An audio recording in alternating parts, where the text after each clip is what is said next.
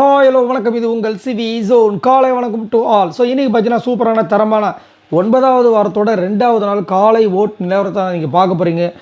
மறக்காமல் நம்மளோட சேனலை சப்ஸ்கிரைப் பண்ணிட்டு பாருங்கள், லைக் பண்ணுங்கள், கமெண்ட் பண்ணுங்கள், அந்த ஹைப்பையும் தட்டுங்க. நீங்கள் இல்லைன்னா நான் இல்லை. இப்போ வாங்க அந்த வீடியோக்குள்ளே போகலாம். ஸோ இந்த வாரம் பார்த்தீங்கன்னா கிட்டத்தட்ட 11 பேர் நாமினேஷன்ஸ்குள்ளே வந்தாங்க. அதிரடியாக வந்துட்டு ரம்யா கேப்டன் ஆனாங்க. கேப்டன் ஆனதுன்னுமே வந்துட்டு கமருதீன், விஜய் பார்வதி போட்டு பொலபலம் பொழந்தாங்க. இதெல்லாம் நீங்கள் பார்த்தீங்களா? அது மட்டும் இல்லாமல் நேற்று பட்டிமன்றம் ஷோ நடந்துச்சு. இதில் யார் உண்மையிலே சூப்பராக பாயிண்ட்ஸ் எல்லாம் ரெஜிஸ்டர் பண்ணாங்க அப்படின்றத சொல்லுங்கள். என்னை கேட்டீங்கன்னா கண்டிப்பாக நான் விஜய் பார்வதியை தான் சொல்லுவேன். அதுக்கப்புறம் சபரி சூப்பராக பேசியிருந்தார், விக்ரம் செமையாக பேசியிருந்தார். பட் அது ஒரு வந்துட்டு டாஸ்க் எடுத்துகிட்டு வந்து அங்கே வச்சுட்டாரு. அது தேவையில்லாதது. அதுதான் வந்து 60 கம்ப்ளைண்ட் பண்ணியிருந்தாங்க.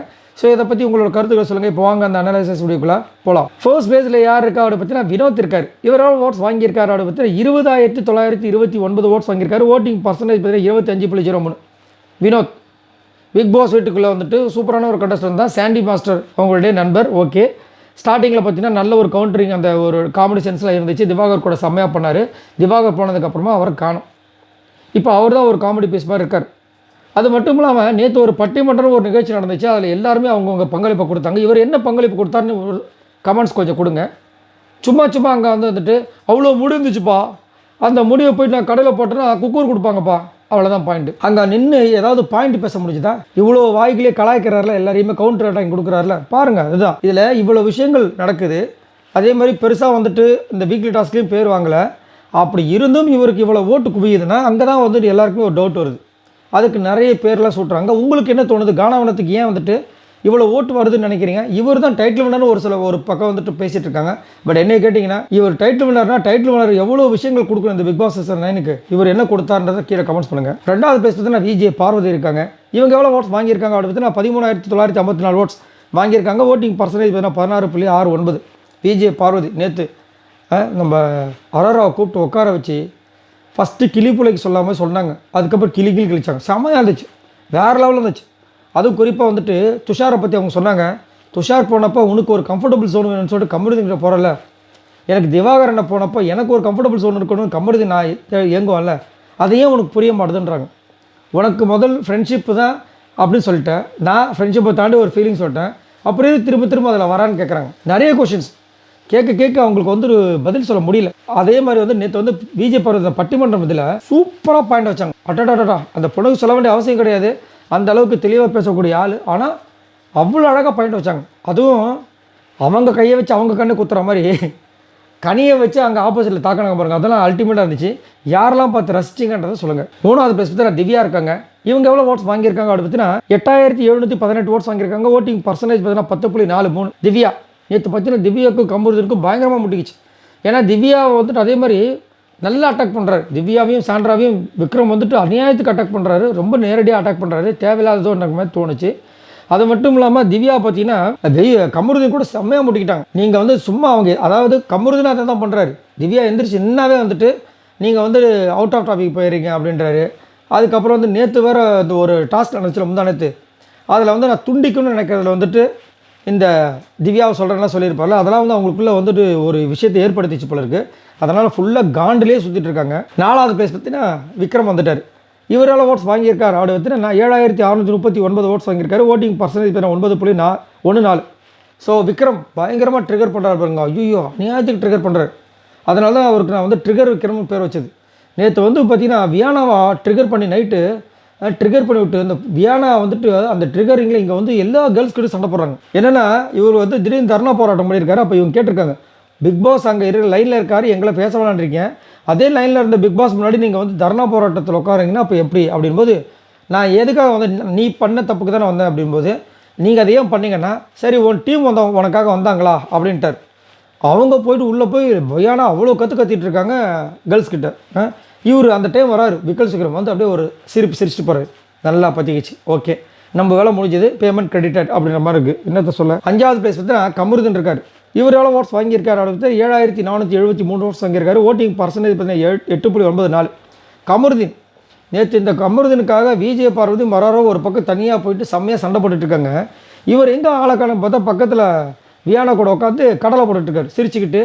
சின்ன மணி குயில் அந்த பாட்டை பாடிட்டுருக்காரு. என்னையா இது?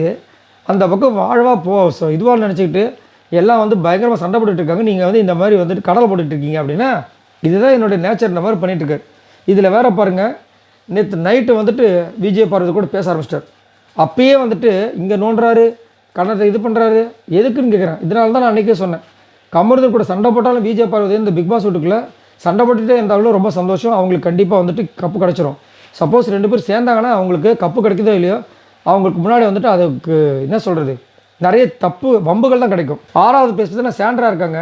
இவங்க எவ்வளோ ஓட்ஸ் வாங்கியிருக்காங்க அப்படி பார்த்தீங்கன்னா 4942 ஓட்ஸ் வாங்கியிருக்காங்க. ஓட்டிங் பர்சன்டேஜ் பார்த்தீங்கன்னா 5.591. ஸோ சாண்ட்ரா இது நிறைய தரமான விஷயங்கள்லாம் பட்டிமன்றத்தில் சூப்பராக பேசுகிறாங்க. ஆனால் என்ன ஒன்று தேவையில்லாமல் அந்த பிரஜின் முன்னாடி காலை நீட்டினது தேவையில்லாமல் இருந்துச்சு. அதை தவிர்த்துருக்காங்க. இவரு சும்மா இல்லாமல் பிரஜின் வேறு அந்த சபையில் போட்டு கொடுத்துட்டாரு. அதனாலே வந்து ஒரு சில மைனஸ் பண்ணி இவங்களுக்கு வந்துச்சு. பட் இருந்தாலும் சாண்ட்ராவோட கேம் போச்சு. பட் நேற்று ரொம்ப அழகாக பேசியிருந்தாங்க. 7வது பிளேஸ் பார்த்தீங்கன்னா பிரஜன் இருக்கார். இவர் எவ்வளோ ஓட்ஸ் வாங்கியிருக்காரு அப்படி பார்த்தீங்கன்னா 4670 ஓட்ஸ் வாங்கியிருக்காரு. ஓட்டிங் பர்சன்டேஜ் பார்த்தீங்கன்னா 5.59. பட்டிமன்றம் எவ்வளோ பெரிய சூப்பரான ஒரு விஷயம், கோட்டை விட்டார். சரி, கேப்டன்ஷிப்பாவது பண்ணியிருக்கலாம்ல, அதையும் கோட்டை விட்டார். என்னையா நடக்குது இதில்? முதுகெலும்பை பற்றி நீங்கள் பேசிகிட்டு இருக்கீங்க. 8வது பேஸ் பார்த்தீங்கன்னா கனி இருக்காங்க. இவங்க எவ்வளோ ஓட்ஸ் வாங்கியிருக்காங்க அப்படி பார்த்தீங்கன்னா 4425 ஓட்ஸ் வாங்கியிருக்காங்க. ஓட்டிங் பர்சன்டேஜ் பார்த்தீங்கன்னா 5.29. கனி கண்டிப்பாக வந்துட்டு ஒரு டஃப்பான ஒரு பிளேயர் நினச்சி நம்மளாம் நினச்சிட்டு இருந்தோம். பட் அந்த மாதிரி இல்லை. அது மட்டும் இல்லாமல் இவங்களோட குறிக்கோளை பார்த்தீங்கன்னா எஃப்ஜேவை காப்பாற்றுறது மட்டுமே இருக்குது. அதுலேயும் பார்த்தீங்கன்னா அந்த ஓட்டிங்கால் அந்த அந்த இது நடந்துச்சு பாருங்கள் பட்டிமன்றம். நானும் ஏதாவது பேசுவாங்க கனி வேலிடாக. ஏன்னா விஜய் பார்வதிக்கு ஆப்போசிட்டில் எவ்வளவு பேச்சு பேசுகிறாங்க. அப்போ இதில் வந்துட்டு செம்மையாக வந்து பாயிண்ட் எடுத்து வைப்பாங்க அப்படி நானும் எதிர்பார்க்குறேன். இவங்க பாட்டுக்க பாயிண்ட் விட்டு உட்காந்துருக்குறாங்க. ஏம்மா ஏதாவது பேசுமா அப்படின்னா பேசுகிறேன்னு சொல்லிட்டு அந்த ஒரு விஷயத்துக்காக ஒரு விஷயம் பேசுனாங்க. அதோட இப்போ கம்முன்னு உட்காந்துட்டாங்க. கடைசியில் கேர்ள்ஸ் டீம் வின் பண்ணதுக்கப்புறமா இருந்தாலும் வந்து பாத்ரூம் வந்து அழகாக க்ளீன் பண்ணுறது வந்துட்டு ஜென்ஸ் டீம் தான்ப்பா அப்படின்ட்டு போகிறாங்க. என்னையா நடக்குது? நீங்கள் முதல் கேர்ள்ஸ் டீமுக்கு பேச வந்துட்டு இப்படி ஜென்ஸ் டீம் எப்போ பார்த்தாலும் வந்து சப்போர்ட் பண்ணுறீங்களே, இது உங்களுக்கு நியாயமாக இருக்கான்ற மாதிரி இருக்குது. அதுலேயும் இப்போ வந்து பார்த்திங்கன்னா இந்த ஃபோட்டோஸ் எஃப்ஜேவும் இவங்களும் இருக்கிற ஃபோட்டோஸை வந்து போட்டு அநியாயம் பண்ணுறாங்க. ஒன்றும் சொல்கிறதுக்கு இல்லை. 9வது பிளேஸ் பார்த்தீங்கன்னா சுபிக்ஷா இருக்காங்க. இவங்க எவ்வளோ ஓட்ஸ் வாங்கியிருக்காங்க? 3820 ஓட்ஸ் வாங்கியிருக்காங்க. ஓட்டிங் பர்சன்டேஜ் பார்த்தீங்கன்னா 4.57. ஸோ சுபிக்ஷா நேற்று வந்து சூப்பராக வந்து பாயிண்ட்ஸ் எடுத்து வச்சாங்க. ஏன்னா சபரி வந்து விஜய் பார்வதி வந்து இந்த கையை வந்து கழுவாமல் வந்துட்டாங்க, அந்த பொருளை க்ளீன் பண்ணல அப்படின்போது நீங்கள் மட்டும் என்ன ஹைஜீனிக்காக பண்ணீங்க? அந்த கலை வந்து சொன்னார், நீங்கள் வந்து விசில் அடிச்சு அப்படியே வந்து காரத்தை செக் பண்ணுவீங்க, உப்பு போடுவீங்கன்னாங்க. அதுக்கப்புறம் நீங்களும் தான் கையை கழுவாமல் பாத்ரூம் ரெஸ்ட் ரூம் போயிட்டு அப்படியே வந்தீங்கன்னு சொன்னாங்க. நீங்களே முதல் ஒழுங்காக இல்லை, நீங்கள் வந்து பார்வதியை வந்து கலாய்க்கிறீங்கன்ற மாதிரி பாயிண்ட் அடிச்சாங்க. செம மாதம் இருந்துச்சு. பட் இருந்தாலும் கஷ்டம் தான். 10வது பிளேஸ் தான் எஃப்ஜே இருக்கார். இவர் எவ்வளோ ஓட்ஸ் வாங்கியிருக்காரு அப்படின்னு பார்த்தீங்கன்னா 3646 ஓட்ஸ் வாங்கியிருக்காரு. ஓட்டிங் பர்சன்டேஜ் பார்த்தீங்கன்னா 4.36. ஸோ எஃப்ஜே கண்டிப்பாக இந்த வாரம் வந்துட்டு ஓகையா தான். ஏன்னா எஃப்ஜே கடந்து அந்த ஒரு பொறுமையே இல்லை. நேற்று பார்த்தீங்கன்னா பட்டிமன்ற டாஸ்க் நடந்து அங்கேயே போய் நடுவில் உட்காந்துட்டார். டென்ஷன் ஆகுதான். அப்போ நீங்கள் பேசும்போது எங்களுக்கெல்லாம் எவ்வளோ டென்ஷன் ஆகுறாங்க. எத்தனை வாட்டி கீழே போயிட்டு உட்காருது? ஏன் மனசாட்சி வேண்டாமான்ற மாதிரி இருந்துச்சு.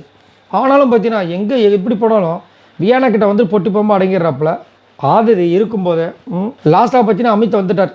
இவர் எவ்வளோ ஓட்ஸ் வாங்கியிருக்காரு அப்படி பார்த்தீங்கன்னா 3400 ஓட்ஸ் வாங்கியிருக்காரு. ஓட்டிங் பர்சன்டேஜ் பார்த்தீங்கன்னா 4.05. ஸோ அமித் நல்ல ஒரு திறமையான ஒரு போட்டியாளர் தான், நல்ல ஒரு தங்கமான மனிதர்.